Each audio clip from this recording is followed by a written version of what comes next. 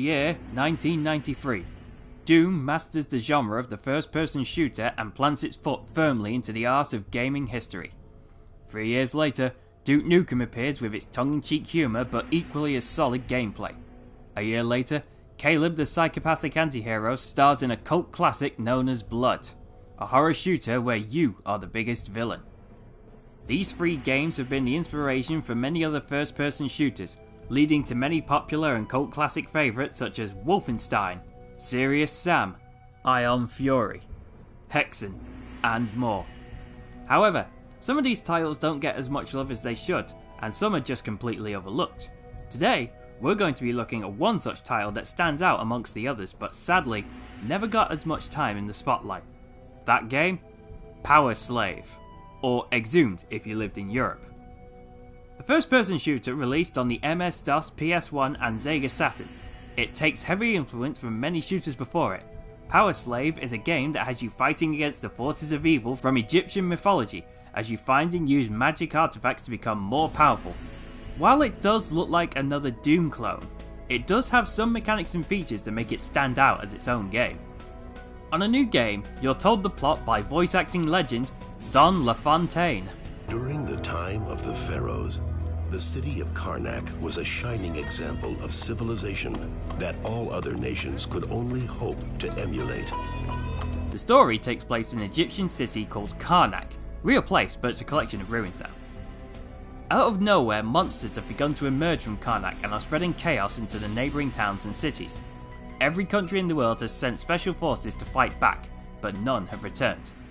A witness tells tales of people being skinned alive, women and children being eaten, people being injected with a strange substance and then mummified alive.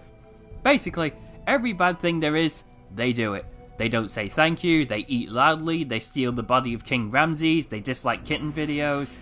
They suck. You, as one of the best operatives in the world, are sent to Karnak to investigate, but your chopper is shot down and you have no choice but to jump.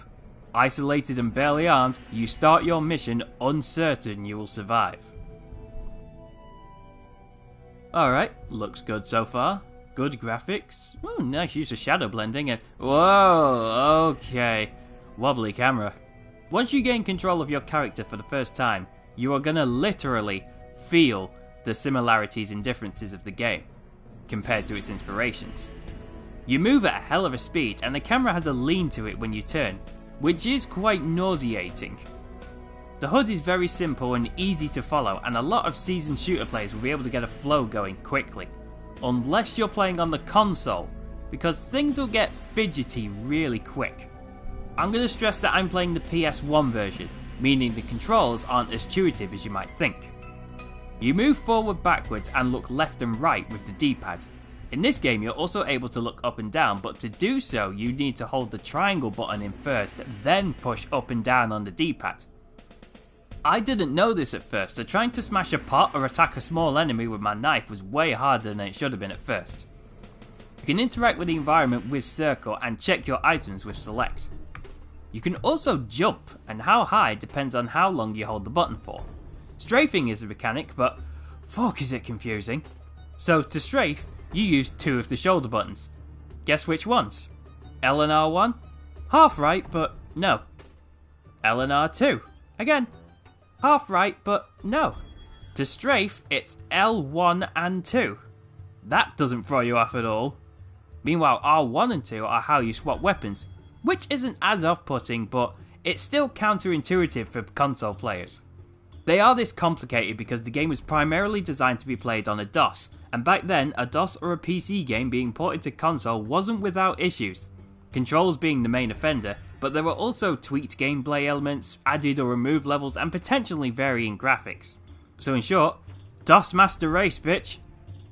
The first level is very short and very straightforward. You walk through and grab your second weapon, a revolver. Your first weapon is the knife, or machete? Can't quite tell. Both feel similar in power, but the revolver has the advantage of range. You might get lost the first time you play this, like I did, and maybe get yourself killed seeing if you can destroy these torches, only to find out they're bombs. There's no tutorial messages during the game, so I only figured this out because I had a desire to destroy something. That's when I found out there are destructible walls. In this new section, I found a map and met the ghost of an unsatisfied looking pharaoh. After an awkward silence, the spirit reveals himself to be King Ramses.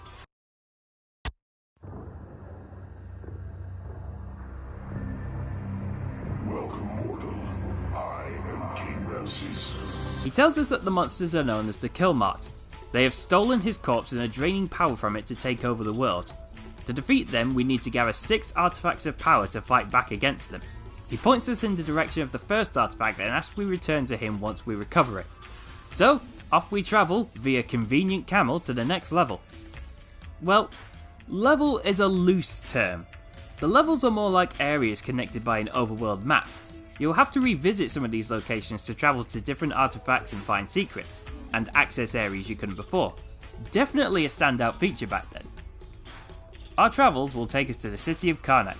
At this point, the levels are much bigger and we get a taste of real combat. Like its predecessors, enemies will be introduced slowly over time. First enemy you encounter are the blue scorpions. Not strong or that big of a deal, but do make a habit of jumping over your shots. Then you've got the Anubis looking guys who are this game's version of the Doom Imp. They throw slow moving fireballs and are easily killed in a few shots.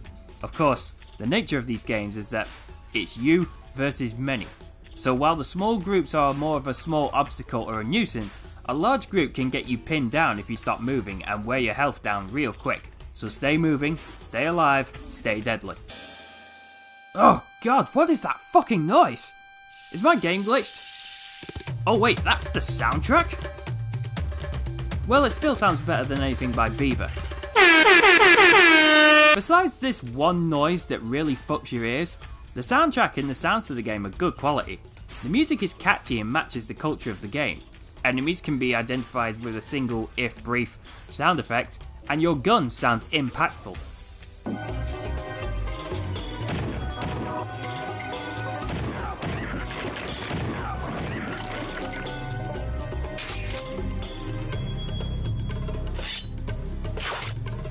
The sounds, when combined with the graphics and the game's use of light, complement each other very well, and the tone of exploring an Egyptian city with otherworldly horrors is set perfectly. In this level, we also find the Symbol of War. These are the equivalent of Doom's keys, which will unlock any door that has the matching symbol on it, but only in the level you collect it in. Not all keys will be accessible when you discover them, so you'll need to come back later as you get new powers to open up new areas. Not that it matters right now, because we need to take another camel ride to the Karnak Sanctuary. Here we find what will probably be your new best friend, the M60. It's loud, it's proud, and it explodes enemies into itty bitty bits. The drawback though is that your ammo bar is going to go down a lot faster. That's right, instead of an ammo count, you've got an ammo bar. All your guns have an ammo bar that will deplete the more you use it. Some will drain faster than others, but all ammo is replenished by picking up these blue bubbles. They can be found on enemies or in pots, but they will only refill the ammo for the weapon you're currently holding. Ammo isn't scarce, but it is spread apart enough that you can't just play the American way and use your big guns all the time. But I wouldn't blame you if you use the M60 a lot like I did while making Arnie noises.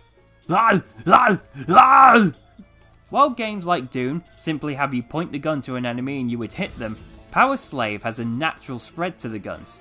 While it does add some realism, it's more of a flaw in the game because there isn't anything you can do to reduce the spread. Even your first shot from a stood still position can be the worst shot possible, so you just have to hope that your target is hit when you actually fire. I'm starting to see why our character wasn't sure he'd survive in the intro. To accomplish your mission, praying to return alive. Another thing that makes this game stand out is that it isn't always about shooting. There are platforming and puzzle elements that help break up the pacing and feel of the game. It makes me think of a hardcore Indiana Jones at times and forces the player to use a lot of skills to advance in the level. Obviously, limitations of the technology won't make anything massively complicated, which is going to make your brain hurt, but don't expect anything boring either. Usually these puzzles are how you get an artifact, which is the best way I can describe the Karnak Sanctuary level. You go around finding the symbols you need in order to unlock the doors, which often lead to ambushes, platforming segments, switches you need to find, or traps you need to avoid. And at the end of it, you get to use the Sandals of... Incompetent? Crumpet. The Sandals of Crumpet. The artifacts do actually give you additional powers, and these sandals allow you to jump higher and further. Good thing, because that's how we reach the teleport that takes us back to King Ramses. You have found one of the 6 sacred artifacts, and your worth as a sturdy slave has been proven to the Council of the Gods. Bitch, what? I ain't no slave, go fuck yourself! So now that we have the magic slippers of King Crumpet, King Cunt instructs us on how to use them to reach the next level, and head towards the next artifact. So, back on the camel we go. At least the camel respects me. From here on out, the levels are going to get more complicated, more dangerous, and new enemy types will begin to appear. From what I played though, the enemy types were pretty lackluster. I only encountered one human-sized enemy and the rest were small animals like the scorpions, the hawks, and the hornets. There are more dangerous enemies to fight as you go on, but you can discover those for yourself if you want to give this a play. If you do want to give this a try for yourself, then keep your ear to the ground. Back in 2014, a fan remake of the game called Powerslave EX was made, but then taken down in 2015. You might still be able to find a copy of it on the internet, but be careful where you get it from. A studio named Night Dive has just trademarked both Exhumed and Powerslave, so it's possible we could be getting a remaster. So keep an ear out, this could be something. Powerslave is an underappreciated title. When it was first released, it scored well, but one of its main criticisms was it was a Doom clone in the era of Doom clones. I can see why that can be used against it, but it's not necessarily a bad thing. It's not a complete clone, while it does play similar. It has its own look and features to separate it from the competition, and if you're a fan of Doom-like shooters, then this would be a plus. I don't think Powerslave got the love it deserved due to the time it was released, and the console controls wouldn't help it either. Regardless of that though, I think this game is pretty solid, and anyone who's a fan of old shooters should give it a try. It might take a while for the action to pick up, but the platforming, puzzles and the combat it does have at the start are enough to hold your interest until then. The powers that you get from the artifact really change the way you play the game, and while I only found 2 of them, looking up video footage from later on in the game, there's a lot of other weapons you can get which makes the game a lot more chaotic. If you get the chance to play this one, I'd say give it a go, you might just be surprised. So, now you've heard of it, would you play it? Let me know down below. Thanks for watching everyone, remember you're always welcome at the Spectrum.